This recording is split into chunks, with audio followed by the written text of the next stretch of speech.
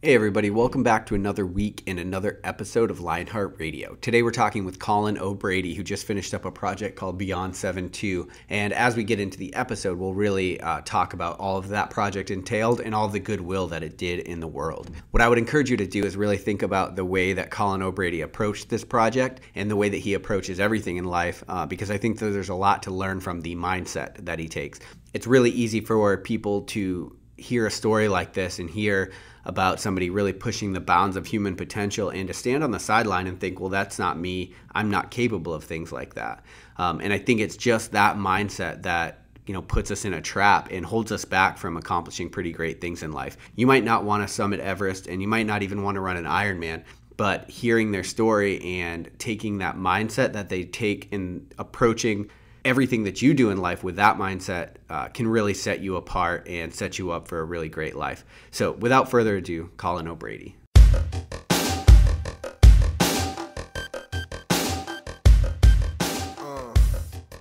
right, welcome back to Lionheart Radio. I'm your host, Rick Alexander, founder of Lou Aviv in San Diego, California. And today I'm joined by pro triathlete turned adventurer. He is a two-time world record holder for the 7 Summits as well as the Explorers Grand Slam. We'll get into what all of that is in just a minute. But essentially, the Explorers Grand Slam is the 7 Summits plus a trek to the North and South Pole. He did this all in 139 days, blasting the old record by 2 months. My guest today is Colin O'Brady, so thanks for being on. My pleasure. Thanks for having me, Rick. Cool. So that's a lot, and I definitely want to unpack what that project, the Beyond 7-2 project was and kind of what got you there. But if we could take a step back, what was the athletic catalyst, so to speak, for you to even get involved in these kind of challenges at first, or even triathlete at first? Yeah, I grew up super active kid. Parents put me into sports as a young age. I was a swimmer and a soccer player growing up. And my mom jokes that she was just trying to find the sports that would just keep me moving the most. So I tried baseball, and I came home still too rambunctious. So she was like, no, we're scratching that. We'll go to swimming. So you just like swimming back and forth in the pool all the time, trying to tire me out. Yeah. That's kind of where my sports career started. I always loved sports from a young age. Went on to be recruited to both swim and play soccer in college, and I ultimately chose swimming. And I swam at Yale University for my 4 years of college, a Division I swimmer. That was that kind of brings me through childhood and college in sports. Nice. And how old were you when you turned pro triathlete?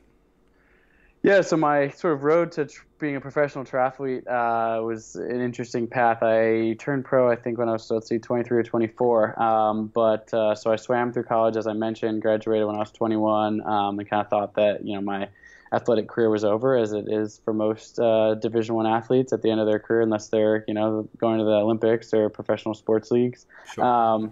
And I decided to take a trip and travel around the world during that year after college. And unfortunately, during that year, I was in Thailand, and I ended up being severely burned in a fire in Thailand. So I was in this hospital room, and I, said to myself, I want to one day complete a triathlon. I definitely wasn't chasing sort of a professional triathlon career by any means. I was basically in a hospital bed being able to walk. But since sports had always been something that had propelled me further, that's sort of what my goal in recovery sort of landed on. And so I set myself this goal in the Thai hospital room to one day complete a triathlon. And over the course of that time, over the next 18 months, literally going from not walking again, being flown home to the United States after 3 months in Thailand in the hospitals, still having not taken a single step, to being back in my house in Portland, Oregon, my parents' house, and learning how to walk again and one day run. I just kind of had that triathlon goal in my mind the entire time. And so about 18 months after leaving the Thai hospital, I found myself in Chicago working a job out there in finance, and signed up for the Chicago Triathlon. And so I signed up for that race, trained for it, and finished that race. And it was my first race ever, and my goal was just to finish. And ended up not only finishing the Chicago Triathlon, but actually winning the entire race. Which Sure. was a crazy moment for me in my life, super unexpected, but certainly opened the doors for me to quit my day job in finance and turn pro in triathlon. Now let me ask you this. So from incident to your first triathlon, which you won, you said 18 months, a year and a half? Yeah, exactly. Yeah. And how important was it or maybe it wasn't, you can correct me, but finding a doctor that was on board with what your plan was. Or a physical therapist, a physio that was down to help you achieve your goals, because I think this is something in the athletic community that happens a lot. People become injured, or they have they get sidelined, but maybe not as catastrophic as an injury, but they get sidelined, and then their doctor's answer is always, well, you're not going to be able to do that anymore. You're not going to be able to snatch and clean and jerk anymore, or run anymore. Sure. So how important was finding the right healthcare provider? Yeah, obviously I was in Thailand when this all happened, and so really just trying to keep me alive in those circumstances. The first week that I was in the Thai hospital, there was literally a cat running around my bed in the ICU when I went under 8 surgeries. Pretty much the last place in the world you want to find yourself. Fortunately, when I was finally moved to Bangkok after the 8th day, I was under some better medical care, but still, of course, being overseas in the hospital is a pretty scary thing.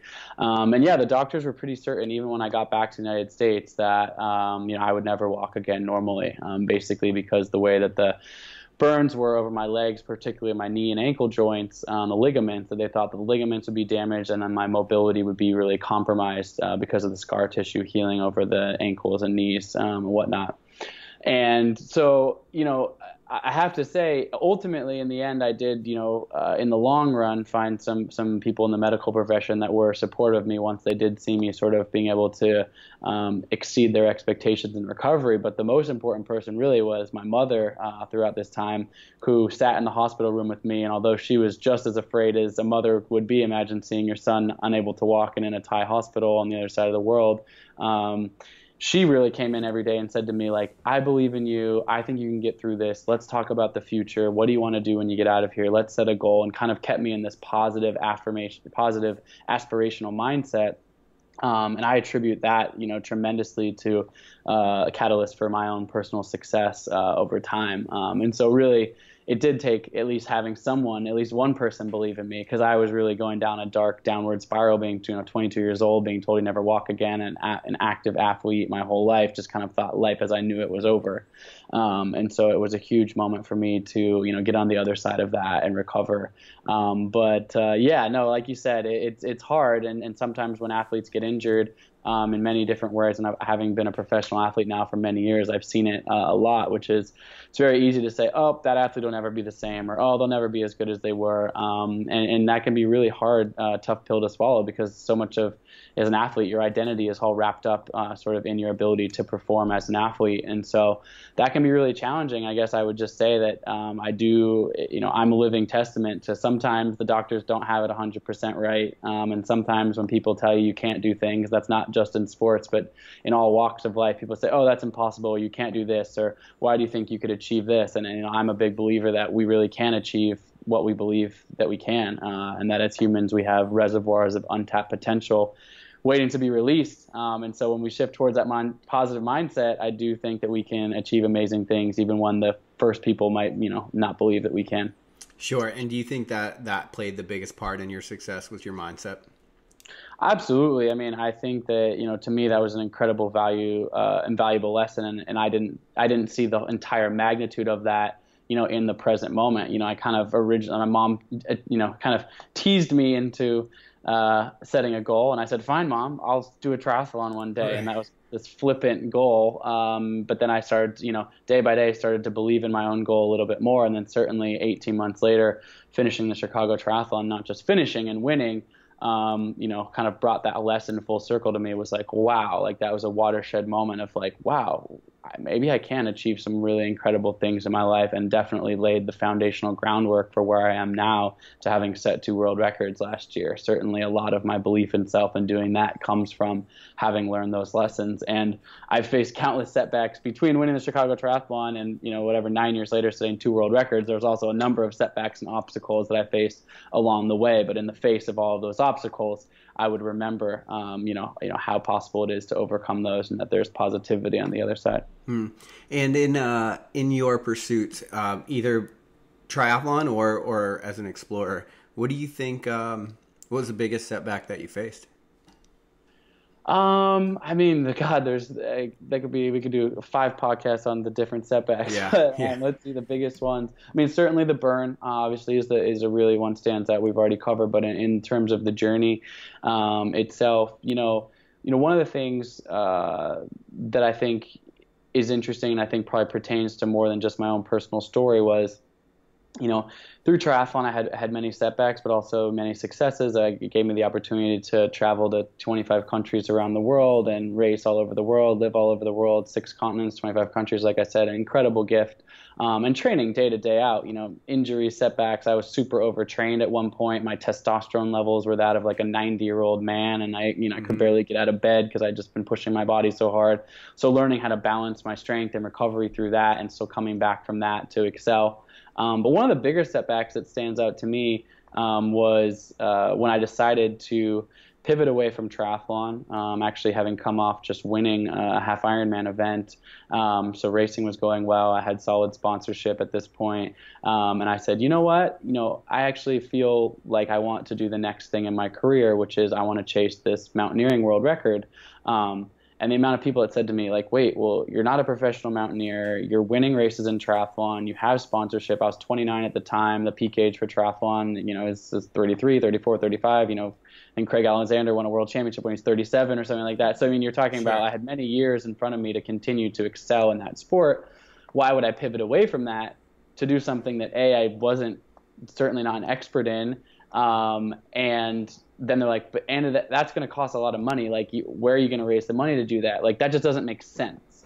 And so I'd say the setback and the lesson there is, people, when you put out a huge aspirational goal, people are very quick to tell you, like, well, why do you think that's going to work? Or why is your business idea, going to work? This is a kind of a random tangent, but I was listening to a podcast recently, about Sarah Blakely, who's the founder of Spanx, the first self-made billionaire female in the United States. Incredible inspiration story in the business. Yep. And she had this idea for hosiery, which, again, as a male, I don't quite understand, but obviously it's revolutionary what she did. And she was saying in this podcast, like, the amount of people, close friends, family, that were looking out for her best interest, that said, like, are you sure you want to do this? You have a good job in sales right now. Are you sure you want to believe in this?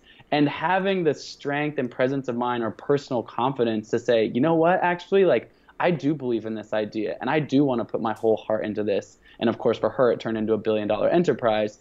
And if I had listened to the people that doubted me at first, I wouldn't be sitting here with 2 world records and having been to the summit of Mount Everest and be the North and South Pole. I would have gone like, you're right, that idea is crazy. What was I thinking? Like, I shouldn't try to do that. And so I think that that's something that we can all learn, is like, when we deeply feel something, almost intuitively, passionately about something, hold on to that, follow that as far as you could. And you are going to get people with a pragmatic viewpoint to say, oh, that's not really worth it. But like, people that do extraordinary things, people that change the world, whether business or even just in their own like lives and whatever their world is, 1 block away from the house, whatever. Those are people that believe that they can do what they're doing and are willing to fear failing to at least try. Sure.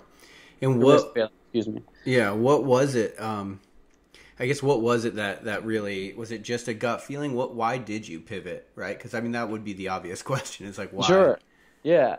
For me, I kind of had this, interestingly, in that same moment of having won that race that I described, and it was the end of that season, the end of the 2014 triathlon racing season. My fiancée, Jenna, and I we got engaged not long after that race on the top of a mountain a few weeks later in Ecuador. And so it was sort of a transitional moment in my life in terms of, my life and partnership and all that kind of stuff. But also, it was a moment where I kind of asked myself, like, have I ticked this box? Like, I'd wanted to be a pro athlete since I was a little kid, and obviously I got a job in finance and never thought I'd be a professional triathlete, and ended up having this opportunity and spending 6 years racing all over the world, and it was an incredible experience that I deeply cherish. But I kind of got to a point of asking myself, like, so I win this race, maybe my sponsors are happy, I'm personally gratified. And then it kind of felt like it ended there a little bit. Mm-hmm. And I don't mean to belittle the experience or belittle that experience for any other professional triathlete or endurance athlete out there, because to me, those are some of my fondest experiences of my entire life. But at that point, I felt like, I just had this weird sense of like, I feel like I've done this chapter. Like, I feel like I'm proud of what I've accomplished here. Many times I dreamed of being an Olympic medalist or, then didn't quite reach that pinnacle, but I had done well. I had been, one of the, highly ranked athletes in the world. Like I said, raced all over the world. And it kind of felt like, I wonder if now I can do something with my athleticism that is personally inspiring to me, that I can continue to push my body at the highest levels, but also has a larger impact than just myself. And so really we coined my world record project Beyond 7-2, the 7 standing for the 7 summits and 2 the 2 poles, but this idea, this word beyond, which was that this project was something beyond just my own personal exploration or trying to set world records. But really this project, we started a nonprofit, which with the same name, Beyond 7-2, with the idea of inspiring kids specifically, but really anyone everywhere to set big goals, to go outside, to move their bodies, to live active and healthy lifestyles. And so this whole nonprofit was focused on combating childhood obesity and really inspiring kids to move their bodies in healthful ways. And that's really was the larger focus. Because again, your question was why pivot? Well, it was, and for me, it didn't feel so much like a pivot because I still feel like I was getting the benefit of pushing my body to an extreme way to test my own personal limits, which continues to be a passion of mine. But I reframed it in a way that could have a larger benefit for not just myself on and off the race course, but hopefully for thousands or not hundreds of thousands of people and kids particularly around the country. Yeah, I'm always fascinated by this idea that humans are the only animals that get to choose our own evolution. And I'm always curious as to what it is, the things that we think and the things that we do that cause us to decide to evolve in a certain one way over another. And it sounds like for you, what decided your next evolution was just that feeling that you were capable of more and that you wanted to be something maybe a little bit bigger than yourself. Absolutely. Yeah, for sure. I mean, I think it was a testament, and upon reflection kind of in this period, it was like, wow, like I've gotten to where I am, not because like, I'm just like some amazing, like superhuman person, like not at all. It was mostly like, wow, like I've benefited from mentors and coaches and, my dad's an organic farmer and my mom and stepdad had a chain of natural foods grocery stores. So I was just happened to be born into a situation where like healthful eating and wellness was like a part of my life because I had these like hippie parents basically. Right. But then in the long run, I realized like, wow, like how fortunate I was to have some of those things in my life. And for better or for worse, not every, kid in this country has, the access or resources or even inspiration around those types of things. So I don't pretend to be, some messiah with the answer for everyone, but I did think that, hey, I could give back in a way that could help and impact, some other people's lives. And as we've grown, the nonprofit work we've done, and I've virtually and in person talked to now hundreds of thousands of kids and shared my stories. And I know from emails I get and notes I get on a daily basis from teachers and kids and students that I've worked with that I am having an impact. Am I having the one and only final last day of impact? I don't know. Maybe not. But I certainly, by sharing the story, by putting it into the world, and by talking with teachers and providing inspiration around health and wellness, there certainly has been an impact. And that feels really good to contribute and give back in a way, again, like you said, to use your words, that's bigger than my own self. Sure. Before we jump into Beyond 7-2, you mentioned something about the people that make it and the people that don't. And you said the people that kind of dare to, the Sarah Blakeleys of the world, and the people that changed the world, the people that saw success like yourself. In your maybe opinion, what do you think is the biggest determining factor? Because there's a lot of people, I think, that we might be going over that want to do something great or even maybe try and don't make it. It just happens to be that the people that do achieve it get the microphone, they end up on the podcast. Sure. What do you think the difference is between those people and then people like yourself, the people that found it? Well, I mean, what I would say is if you haven't made it yet, it means that you're just still continuing on the journey. It's not this binary thing like, oh, hey, I'm the one that has the 2 world records and you're the one that tried and failed. Before I got here, I mean, people say, oh, well, you were never a mountaineer before. So then you kind of trained for the mountains for a year and then you went and set these 2 like really challenging world records in mountaineering. Like that's just like this crazy, like out of nowhere thing. And that's one way to frame this. What I would argue is that when I dove into a swimming pool for the first time when I was 5 years old, I began the 25-year journey that eventually culminated in me setting 2 world records, meaning that like I trained every single day. I swam back and forth in a swimming pool. I built mental toughness and fortitude by winning races and losing races and getting injured as an athlete and understanding my body and understanding nutrition and diving into meditation and meditation practice to understand my own mind. And like, I mean, I could go on and on and on and on. of the tiny little like drops in a bucket or grains of sand that kind of fill the totality of this experience. And so what I would say, to answer your question of what's the difference between the people that make it and not make it, is that like if you talked to me 3 years ago, you might have been like, oh, like this guy's got done some cool stuff, but he doesn't have a world record, or he doesn't have like this huge like thing you could put right next to his name. Maybe I wouldn't be on the podcast at that point, but I was on the journey towards doing that. And so the people that I believe that ultimately make it, or if you want to talk about business, music, art, sports, whatever, like canvas you want to talk about, are people that continue to take steps forward, continue to keep trying. And your quote unquote successful moment, you could be, Simone Biles and be 16, 17 years old at the Olympic Games, win 4 gold medals, and have that success at a super young age, or Maria Sharapova winning Wimbledon when she's 17. Like that's incredibly young age to achieve that level of success. Or you could be, Warren Buffett, who has like piece by piece over, value investing over 60, 70 years, like become like an extraordinary, business success. But that was like just over time, just chipping away at the process. And so I would say to me, I always say, I like to say this line, which is there is no there. There is no there, just make it. Like I'm not sitting here with 2 world records with my feet up on my couch like, well, I did it. Like awesome. Like right. I'm still on the process of the journey. So I think the people, there really is no difference between the people that have quote unquote made it or not make it. I think we're all on a journey, and it really is just a matter of how much effort and willingness you are to continue down that path, particularly when things get hard. Because it's easy to go when you're having success, but it's another thing to pull yourself out of bed and continue to believe in yourself when things do get tough. Yeah, sure. I think something you alluded to that right there, a lot of people spend a lot of time trying to make it, trying to figure out what their passion is and like what they want to spend their life doing. And I think one of the indicators to you figuring that out is when you feel like, oh, I've been training my whole life for this, right? You're right.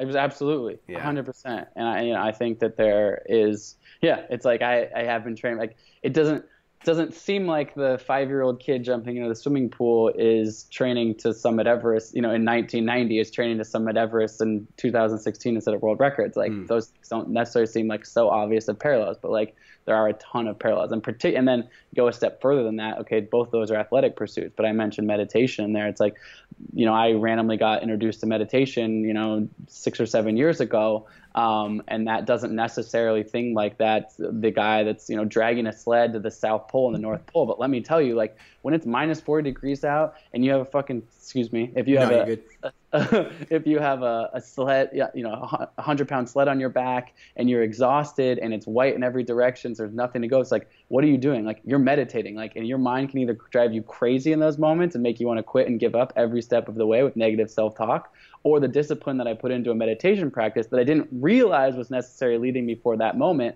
allowed me to push and persevere through that really, really challenging mental part of this journey. So my success in what I've recently done, in my opinion, certainly is a culmination of many different trials and errors over time. Yeah, sure.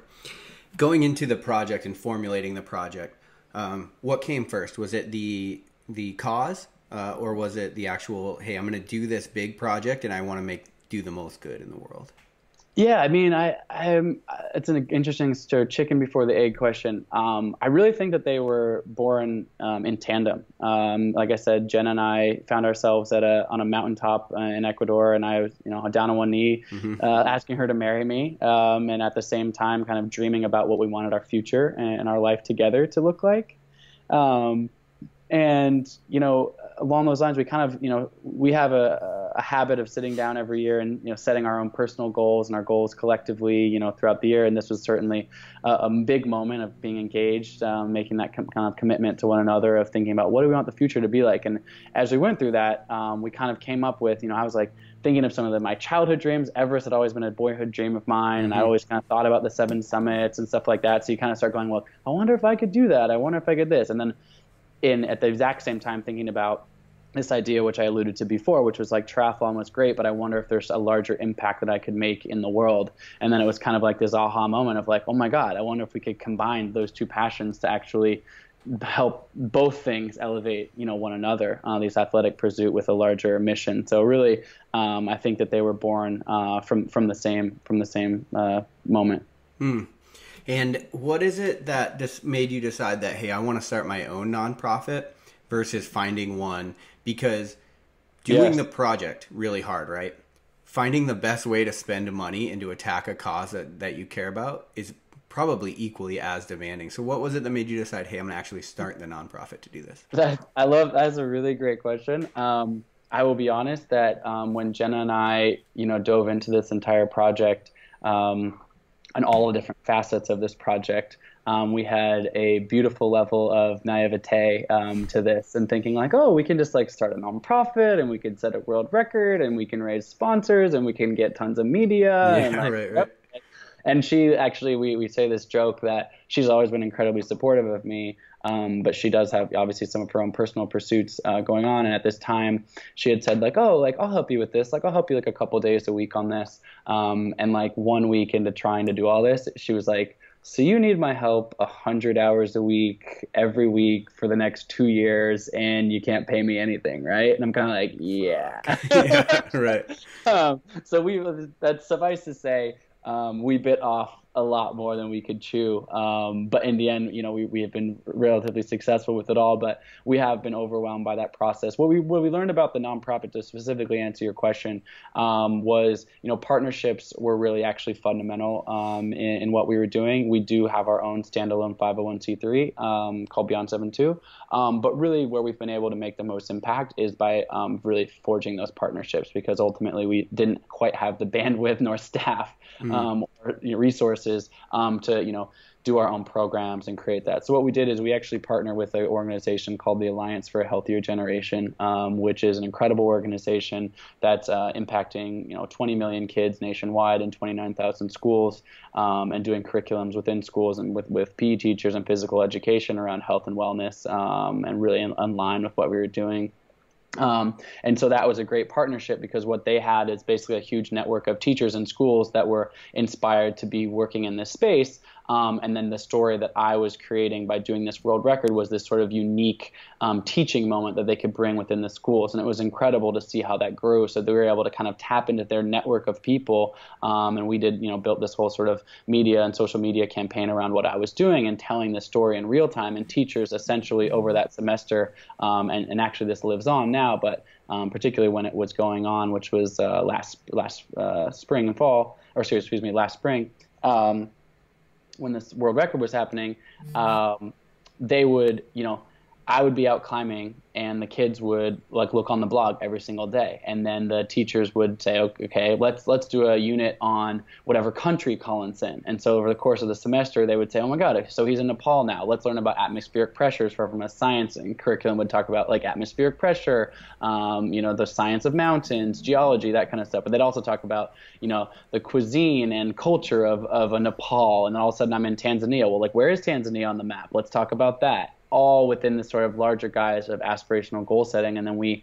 initiated this project with these schools called What's Your Everest? And so we started, Colin's climbing Mount Everest right now, and you guys have been following this along. But, Colin wants to ask you guys, what's your Everest? What are your big goals that you have in your own life? And so kids, while I was literally on Everest, were sending me video clips and messages and doing projects in these schools saying, hey, my Mount Everest is to be the first person in my family to graduate from college, or my Mount Everest is to one day, be a great violinist. So I'm going to go home and practice every single day. My Everest is to be a scientist one day. And so kind of building the metaphor of what I was doing, bringing it into the classroom in this interesting sort of way. And it was beautiful. So the partnership example was great because we did not have the relationships with these schools, and the Alliance for a Healthier Generation did, but they were able to bring, hey, there's this really kind of unique story that's playing out right now with this guy who's super passionate about, talking to kids and trying to inspire them. What if we sort of combine forces? They had the boots on the ground to facilitate those programs, but I was bringing this super unique story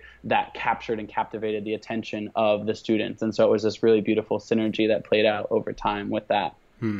What kind of pressure did that put on you when you're getting clips? Like, what if I, because yeah, it's possible a storm rolls in and you don't get to Everest, right? No, 100%. I mean, it definitely added a serious layer of pressure. I like definitely definitely pressure. I also can think about it as inspiration. When I was actually, so You mentioned at the beginning, but I was just going to give a quick recap. So the Explorers Grand Slam, what I was setting out to do was to climb the tallest mountain on each of the 7 continents, as well as complete expeditions to both the North Pole and South Pole, world record time, which basically meant I was completing an expedition, not going home or anything, and just flying straight to the next one. So I'd get off a mountain, I would arrive to the South Pole or climb Aconcagua or Kilimanjaro, and I'd literally get on a plane at the base of the mountain, fly to the next mountain, and continue climbing up the next one. So no breaks in between. And just based on weather patterns and the seasons, Everest was my 8th of 9 expeditions. So by the time I got to Everest, I'd already been going for 100+ days. And my very first summit attempt on Everest, I got up above 26,000 feet, which is known as the death zone, going for the summit. And a huge storm rolled in, 50, 60 mile per hour winds. I was just climbing with just myself and one Sherpa by the name of Pasang Bodhi. It took us, 2 hours just to set up our tent and try to get out of the storm. And it was a very sort of scary set of circumstances, because this is the exact circumstance where many people have died on that mountain. Yeah. And ultimately we had to descend down the mountain the next day after waiting out the storm through the night. It was still just raging when we woke up, and there was no way we were going to be able to continue towards the summit. So we had to back off. And in that moment, it was a very sad and depressing moment, because, I had completed 7 of the 9 expeditions. I had gotten super close to climbing Everest, and it looked like, hey, good job. You tried. Weather rolled in. No go. You don't normally make more than 1 summit attempt on Everest. Right. And your question was sort of about these kids and the pressure and all that, the mounting sort of media exposure that was building at this time. Certainly the kids, what I thought to myself was I have to keep trying. I'm out here trying to be a role model, and I'm not necessarily trying to inspire kids to climb Mount Everest. If they want to think about climbing a mountain one day, that's great. But I definitely wasn't trying to inspire kids to, necessarily even climb mountains, let alone Everest, right. Unless that's what they're passionate about, but more so climb their own goals or whatever, that is in their own life. And so I was I owe it to them to try as hard as I can, even though I'm exhausted, even though I'm backed in a corner, even though it doesn't look like I'm going to be able to summit. I want to exhaust every last effort. And so I, kind of cobbled together energy and resources on the mountain, etc., to give myself the opportunity to try to climb the mountain again. And fortunately, about 4 days later, the weather kind of cleared, and I had another attempt, and ultimately did reach the summit of Mount Everest. And then a week later, ended up setting the world record. But certainly, had I not had what you call pressure, and I certainly felt pressure, but also inspiration from others, so sort of this larger purpose guiding me, it would have been easier in those moments to just give up. Say, you know what, I tried. I got up to 26,000 feet on Everest. That's a proud moment. Sure. Whereas I was no, I don't want to let these kids down. I want to show them that anything is possible if you set your mind to it. And that sort of larger purpose definitely was a beautiful moment and a great learning moment for me, to show that not only are we capable of amazing things as humans, but I think that when we have a larger purpose or a deeper passion for what we are doing, we can achieve even greater things, because it just gives us that extra energy and courage to continue onward.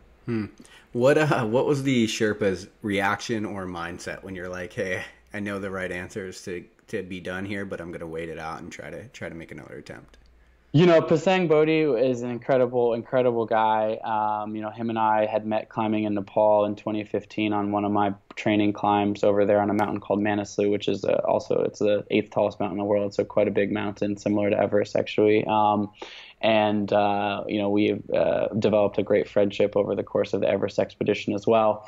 And, he's amazing. When we summited Everest together, it was his 7th summit of Mount Everest. And he's just an incredibly strong yet humble person. And he was very supportive. He was I don't know, Colin, I think, and he was but if you want to go, I understand. He understand what I was trying to do with the world record. And ultimately, he was willing to, put himself out there. It's no small undertaking, even though he's been up there 7 times. He knows how bad it can get, and he was in that storm with me, and he knows what the weather looks like when it gets bad up there. But he also was very encouraging of me. He loved what I was doing, and just a testament to him, as well as the Sherpas in the Khumbu Valley who make that their life, of climbing that mountain, and the porters who support those expeditions out there.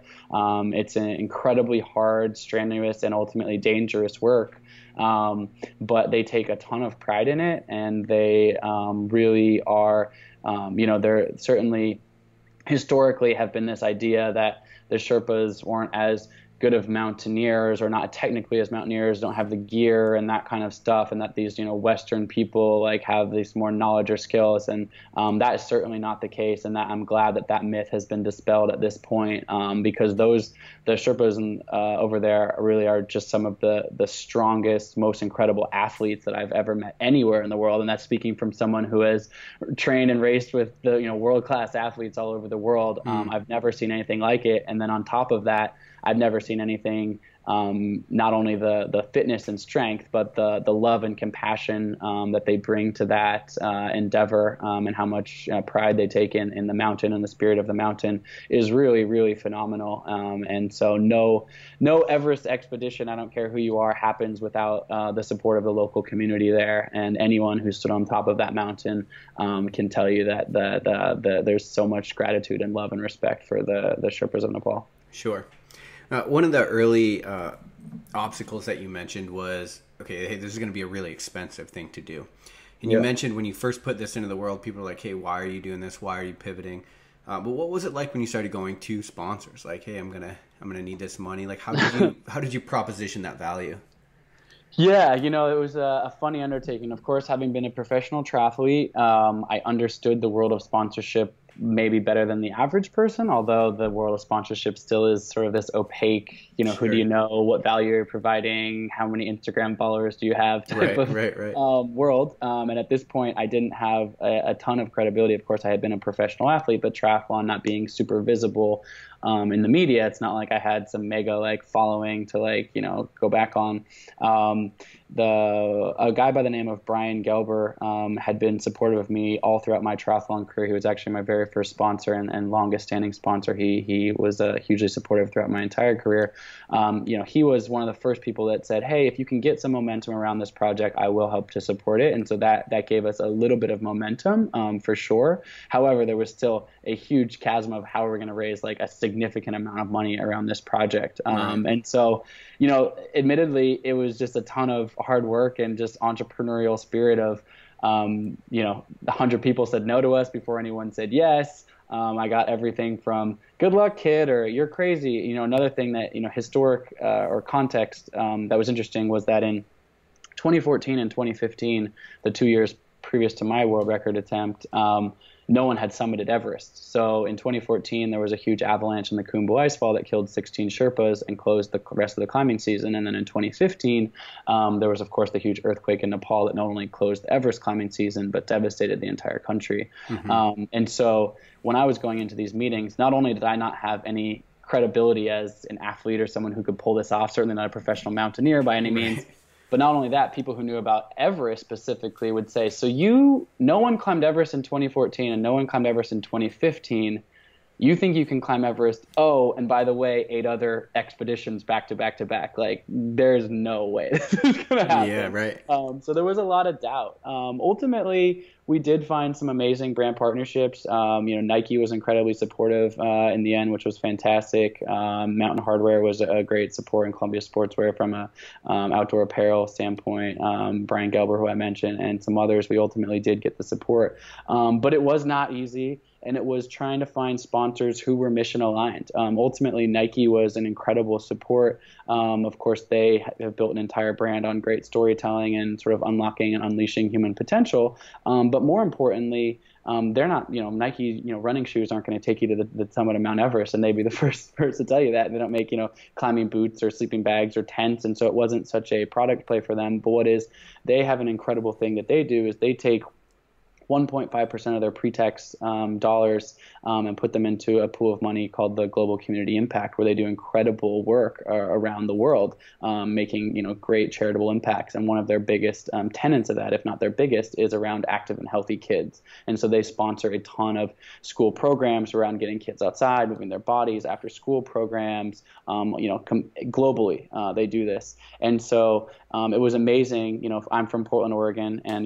Nike's world headquarters is right here in my backyard. And so for me, and of course Nike being what it is always an amazing brand in my mind also. And it was amazing to realize that my passion for sort of inspiring active, healthy kids, didn't really know about Nike's alignment, and that when I picked that because that's deeply something I'm deeply passionate about. But as I kind of dove deeper into sponsors and potential people who could support this project, it was like, oh my God, like I love this, and they are really passionate about the same things I'm passionate about. So it was amazing to sort of find those touch pieces, and ultimately that helped to build even more for us. So it was a hard process. Sponsorship game is never easy. Even now, it's not not particularly easy as I think about other projects. But I think it really comes down to finding the mission alignment with whoever that is, and the value proposition can be very different for different companies and people, and having a million conversations. And definitely the first time you hear no, don't be turned off, and the 100th time you hear no, don't be turned off, because maybe the next person's going to say yes. So there's certainly some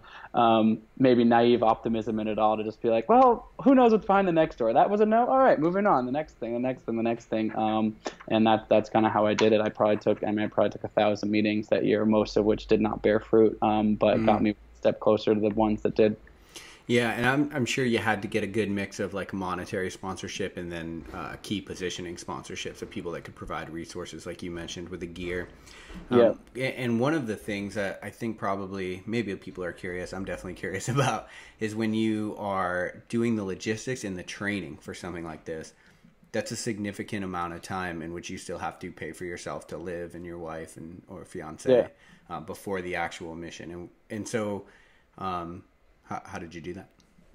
Yeah, so definitely there was not the possibility for me to just not work it took us, basically a year, 18 months from the idea to when I was taking my first steps towards the South Pole, which was the first expedition. Fortunately for me, like I said, I had been racing triathlon professionally throughout this time, and what I realized was, if I kind of just said in a vacuum, train for the 7 summits and the 2 poles, like what kind of training would you do? Well, of course you want to do some training in the mountains, but ultimately you would do a lot of cardio and strength, swimming, biking, running. Oh, wow, I'm already doing that. Sure. And so what I realized is at the time I had some pretty solid sponsorship to continue to race triathlon. And so I had been racing mostly the Olympic distance, which is known as the ITU circuit for people familiar with triathlon. And I shifted towards more long course racing. So I shifted towards half Ironman and Ironman distance racing that year. And so it allowed me to keep some of my triathlon income going while I was essentially training for a dual purpose. So I was still racing as a professional triathlete, which is a huge commitment of time, energy, etc. I did pare down my racing schedule somewhat.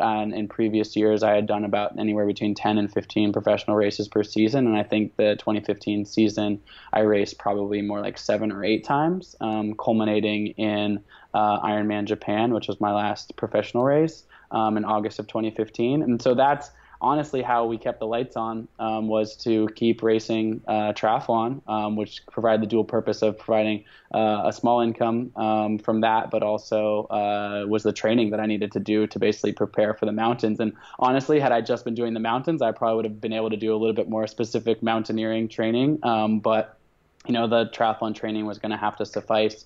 And I did some interesting things. Like I raced that Ironman Japan and my last professional race ever. And then the next week, or a few days later even, I got on a plane in Asia from Japan and flew to Nepal to climb what I mentioned before, this mountain called Manaslu. And the idea was, I'm going to have to climb Everest after having been climbing mountains for 100 days. So what better way to simulate climbing a huge mountain than to race an Ironman at the professional level, and then 3 days later try to climb the 8th tallest mountain in the world. So that was like my sort of Everest simulation within my training. So I got creative. I got creative to like combine what I was doing and the income that I had and the training and the time. But it was crazy. I mean, not only was I training and racing as a professional triathlete, which is enough to, basically sap all of your energy, I was also building this entrepreneurial venture in the same time, starting this nonprofit, trying to get sponsors, creating a website, creating a brand. I mean, there wasn't enough hours in the day, it felt like. And ultimately, I can't give, Jenna, my fiance, enough credit, is because she, like I said, carried the lion's share of that, and she wasn't, training as an athlete the whole time. So even when I was out riding my bike or running or swimming or racing or whatever, she was back behind the computer or her phone, making phone calls, sending emails, day in and day out, throughout this process. So I certainly could not have done it without her just undivided love and support. What I think is incredible is that a lot of people are going to look at the Explorers Grand Slam and the 2 world records and think like, wow, that's a really incredible thing that person did. And what they don't understand is all of the ingenuity and the creativity and the sacrifice and hustle that it took to even get to the starting line to start going toward the South Pole. Yeah. Oh, yeah. I mean, totally. I joke.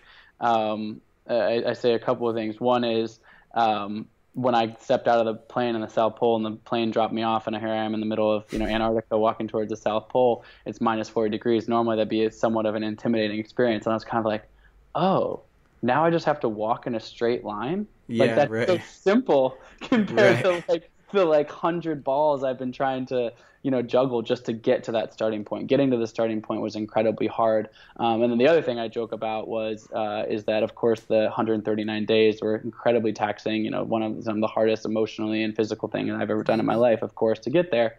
But I also say, while we were doing this, to make this project successful, all these things had to be running in the background, which is ultimately we had, 500 million earned media impressions, which allowed us to have this platform to speak to kids. We had these nonprofit and these liaising with these teachers and these school kids to actually have that impact, and all the other things going on, as well as figuring out how to fly me to 9 different locations and continents, and, the bureaucracy of getting in and out of these countries and climbing permits. I mean, it's endless, right? And so Jenna was doing all of that, is the truth.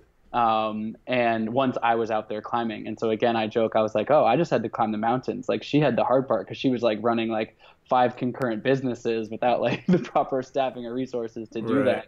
And so really just incredible team effort, and an incredible, like you said, creative pursuit of ingenuity. And, we were not experts in PR and media and branding and all of these types of things, and we weren't able to like hire on fancy PR firms and marketing people and all of this to make everything look polished. Like, we really just said, hey, we're gonna figure this out, and we fumbled our way through it at times, but ultimately it was successful across the board, and really has you said the word hustle is just down to just hustling and figuring it out and being willing to say, hey, we don't know how to do this, but we are willing to try our hardest, or we are willing to try to learn as fast as we can, and just diving into it without looking back. And did we make mistakes? Absolutely. Like, did we, if in the next iteration of projects or whatever, can we take many lessons and polish that format? Of course. But, at least we were willing to try, because oftentimes people would just say, oh, I don't know how to do that, so I can't do that. And we never just said, I can't. We said, I don't know how, but somehow we'll figure it out. What was the most difficult part of the entire thing? Could have been one of the mountains or just in general. What do you think the most difficult part of the whole thing was? Since I've talked a lot about the hustle of the business side, I'll talk more about the actual physical challenge of it, being, that, because of course that was incredibly challenging as well. I think the truly the hardest part, but probably one of the parts that I'm most proud of, and then this is how we get to the point of 2 world records rather than just 1 world record, is that I came off the summit of Everest, and I was at Camp 4. I recently gave a TED talk, and I discussed this moment because it's a very poignant moment for me. I come off the summit, and I call home to Jenna. I'm at Camp 4 on Everest, and I call home on the satellite phone. I say, hey, I've made it down from the summit of Everest. I was successful. I only have 1 more mountain to climb, Denali in Alaska, to finish the world record. And at this point, I was about 2.5 months ahead of the pace to set the Explorers Grand Slam world record. So it was kind of like, great, like, as long as I can get up to Denali, which often takes about 3 weeks or so to climb, like, I'm going to do it. Like, it's kind of felt like I could see the light at the end of the tunnel. And she said something to me that I'll never forget. She's like, yeah, so I'm going to need you to put your boots back on right now. I'm like, what are you talking about? And she's like, so we've been doing some calculating back home, and it just so happens that if you can get to the summit of Denali in the next week, you'll not only set the Explorers Grand Slam world record, but you actually could also set the 7 summits record just on its own. And so to make clear what that is, the Explorers Grand Slam includes the North and South Pole, and the 7 summits, of course, is just the summits. And since I had been going to the North and South Pole in the middle of this project, I had never been targeting the 7 Summits Challenge. But I was out of schedule enough that if I could get there in a week, and I was like, so you need me to do what? And she was like, so I know you're at Camp 4 and you just summited Everest. You're probably really exhausted. And I was like, yeah. She's like, I need you to put your boots back on, climb back down to base camp right now. There's no time for you to, rest. And there's going to be a helicopter that picks you up and takes you to Kathmandu. And then you can't shower or sleep in a hotel, but there's an evening flight that I've arranged that's going to take you to Dubai, to Seattle, to Anchorage. And then between all that flight time, you'll have about, 3 days to get to the summit of Denali. And you could set 2 world records and not just one. And I was like, and not only had I just summited Everest, but of course I had done 7 mountains before that. And so I'm, 130 days into this whole journey, I'm completely exhausted, and all I could do was laugh in that moment. Right. But she knows how competitive I am and how driven I am, and of course I couldn't not give it a shot. And so I, kind of executed her plan. Just 100 hours after standing on the summit of Everest, I found myself at the base of Denali with a climbing partner who had been over there waiting for me to climb Denali, and ultimately. 3 days after starting the Denali climb, and less than a week after summiting Everest, I summited Denali, and within set not only the Explorers Grand Slam by about 2 months, but beat the 7 Summits record by a day or two, just in the nick of time, essentially. So Sure. that week, you asked me what was the hardest thing, that week to summit Everest and the high of that, but then to not let down my guard and fly across the world and continue climbing and to push forwards. And to make matters worse, a huge storm actually descended on us on Denali on the day that we were trying to summit. And so no one on the entire mountain, any of the climbing teams actually even attempted to move on the mountain that day. And my climbing partner Tucker and I went out in a storm that had 50, 60 mile per hour winds and battled for 12 hours. From 14,000 foot camp up to the summit to make this attempt. So it was truly hanging it out there, definitely taking some risks and definitely pushing my body to its absolute limit. There's a video clip of me he was filming me when I took my last few steps to reach the summit, which was great because of course it's the moment that I was reaching my finish line and setting records. And I think internally I was smiling. But if you look at the camera, the film, I just look on my face of just absolute, utter, just exhaustion. I don't know if it's relief. I don't know if it's just the deepest fatigue ever, but I can barely even feign a smile. I'm just I did it. Right. So I could, but I think that that's what's beautiful about this. The word world record is something that I have aspired to, or certainly thought of as a high level of success in my life, and something I'm really proud of to have. But really to do something that no one had ever done before, or faster than everyone's done before, of course, it's going to take pushing yourself to that exact limit. So in a lot of ways, I'm proud of that look on my face when I crossed that finish line, because it proved to me that I was willing to kind of push myself to the absolute limit to achieve something that I really highly valued and was passionate about. To give the listeners a little bit of an idea of how ridiculous that last sentence was, I'm partnering with a girl next year from Sweden, and she had summited Everest in 2013, I believe. And she talked about the time that she finished Everest. It took her body about 6 or 7 months to feel like it was normal again. Yep. Yep. I mean, so with the Explorers Grand Slam in general, fewer than 50 people have ever completed the challenge. And most of those people have done so over 10 years, 15 years. They climb one of these mountains, they train for it all year, they summit the mountain, and they come home, and then there's a 3 to 6 months recovery period. On an Everest expedition, it's not uncommon to lose 20 or 30 pounds. On a South Pole expedition, it's not uncommon to lose 20 or 30 pounds. On a Denali expedition, it's not uncommon to lose 20 or 30 pounds. I'm a thin guy. I couldn't lose 20 or 30 pounds 9 times in a row and still be a living. And so to be able to stack all of those on top of each other was certainly incredibly challenging thing to do from a physical stamina standpoint. And yes, I can attest to her that, of course, at the end of all of this, when I did get my feet back down on the ground in Alaska, there was a nice deep breath, and then it was a long, many months at least, if not more, of recovering and sleeping. And I think I feel good today. And then I'd sleep for 2 days, and then I'd wake up. And, it was complete exhausted. But fortunately, I always also set myself this goal, which at the beginning, which I said to define success for myself, and I was really clear about the fact that success for me was defined by of course, setting these world records, but more importantly, coming back from this adventure with all my fingers, all my toes, my health. Not to say I wasn't going to take myself really tired and push some limits, and I had actually a small cracked rib that happened while I was on Everest, so I was in some pain from that. But in general, I came back all in one piece, and other than needing to sleep for a few months, I'm proud to say that, my body is as strong as ever, and that's really, I define success that way for sure. Last year, I pushed really hard, and I don't really like to use the word hard when I'm talking to you, but I will. And I ran 10 ultras, and then at the end of the year, I finished with a 200 miler.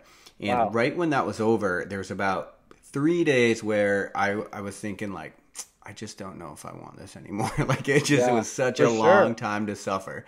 And it took, a while for my mentality to bounce back. Did you have that, or right away did you start focusing on the horizon?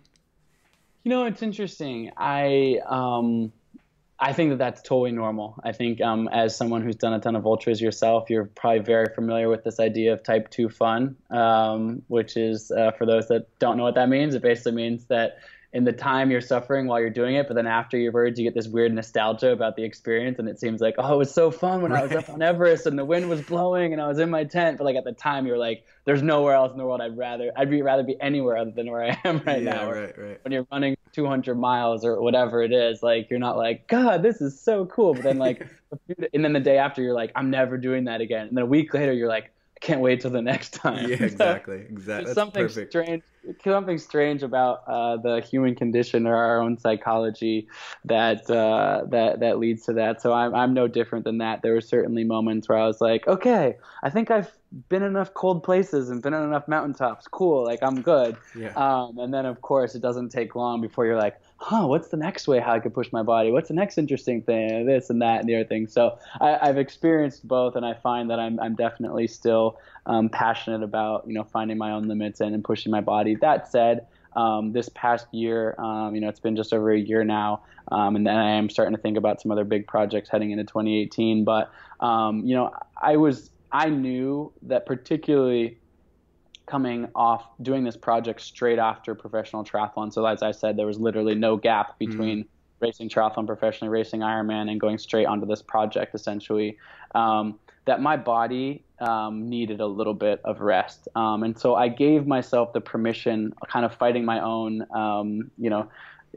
my own instincts in a lot of ways, to take this year a little bit easier. And what that looked like for me is I've still been an incredibly active person by a normal person's standards, but it was for the first time that I didn't have a really specific training regime, a really specific tangible goal, a really, really pushing my body. I've had some really big days in the mountains. I've had some really big days outside.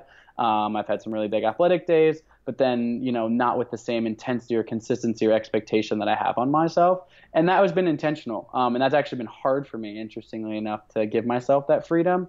But it was because I do value longevity in my sort of body and athleticism. And I was really, really worked at the end of all this. Like I said, I was healthy, so I didn't have any nagging like injuries per se. But I know that like just what this had done to me physically, being at that high altitude for so long, what it had done to me hormonally and things like that. Like I needed to let my body get back to equilibrium a little bit. And so that I think is something that in my younger age, I wouldn't have necessarily been so aware of. And I mentioned before that I was, really overtrained at one point in my triathlon career. And kind of realizing I'm 32 years old right now, and I hope that I have many more decades of being able to push my body and whatever that means. But there comes a time when you have to say, okay, I've been out here for 139 days, right on the heels of 7 years of racing triathlon at the highest level of the sport. Like maybe it's okay if for the next 9 months I don't. I only race occasionally. Right? Yeah, exactly. And so again, it's funny, as someone that sounds like someone like yourself, we did 10 ultras last year and all this sort of stuff. Like, the feeling of like, what's the next thing? What's the next thing? I got to have the next goal. I got to, push towards that. And certainly I am the happiest probably when I am pushing, the envelope and pushing towards that next goal. But there is a time and a place to reflect and to digest and to be proud of what you've accomplished. And to kind of, in a metaphoric sense, take a deep breath. And I think I'm glad now looking back that I did allow myself the permission to do that. Sure. Are you ready to tell us what's on the horizon, or are you still formulating those ideas? I'm not ready to announce my next biggest projects, but certainly stay tuned on that. I am doing something fun in the next few weeks that I'll happily tell you about. I'm doing this thing, in Vermont. We've talked about this before we started the podcast to quote unquote Everest. So basically, a guy by the name of Jesse Itzler, who we mentioned Sarah Blakely earlier in this conversation. It's her husband, and he has rented out the mountain of Stratton, Vermont.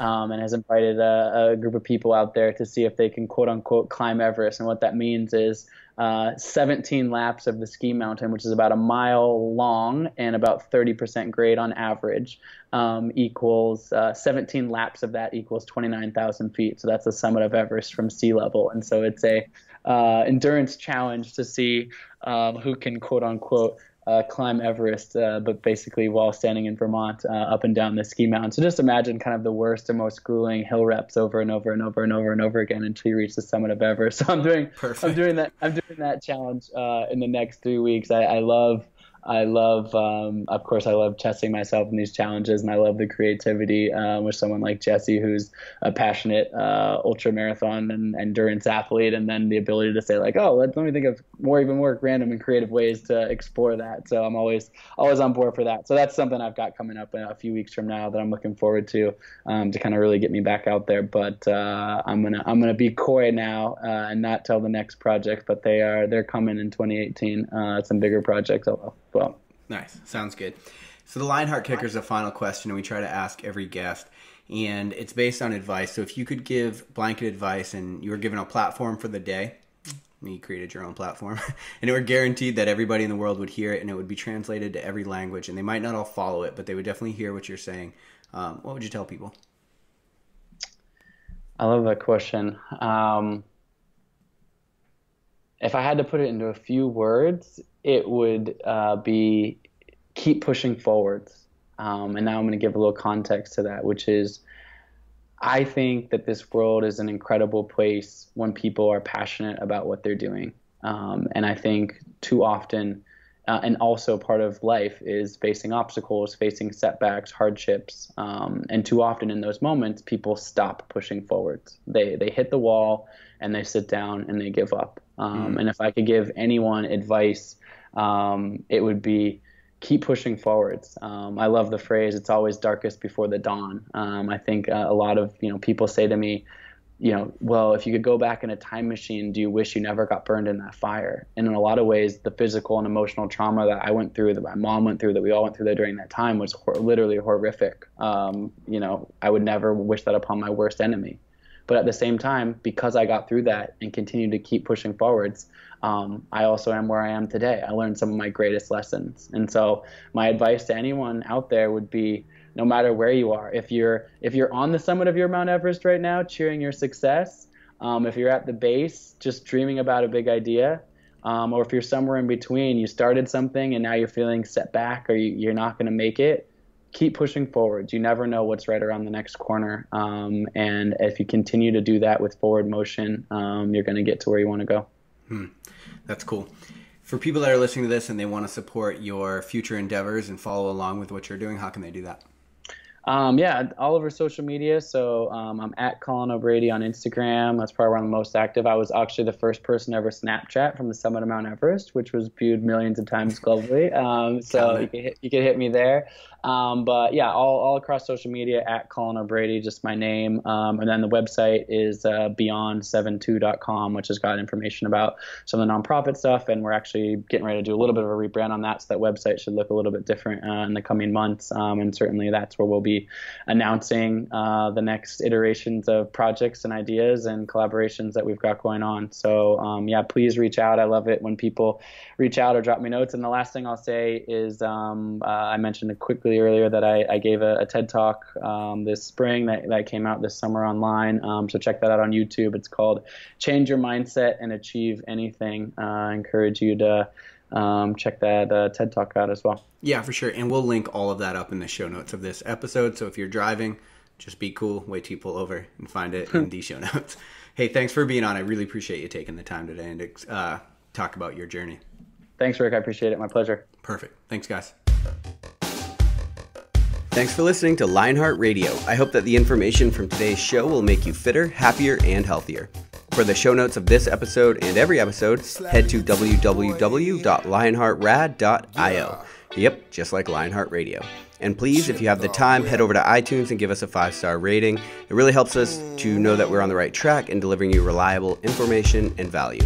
As always, feedback is welcomed. If you have any comments on the show or would like to suggest a guest, send me an email at rick@luavive.com. That's LUAVIVE.com. Thanks for your support, and we will see you next time. Bitch, I feel good. Don't I look stupendous? My shine is so endless, and shit you can do to end this. Even when I'm dead, niggas still gon' bump that chip shit. Coke, white, Escalade on cinches for you dipshit. So you won't forget this. Midwest nigga be the coldest. Cleveland.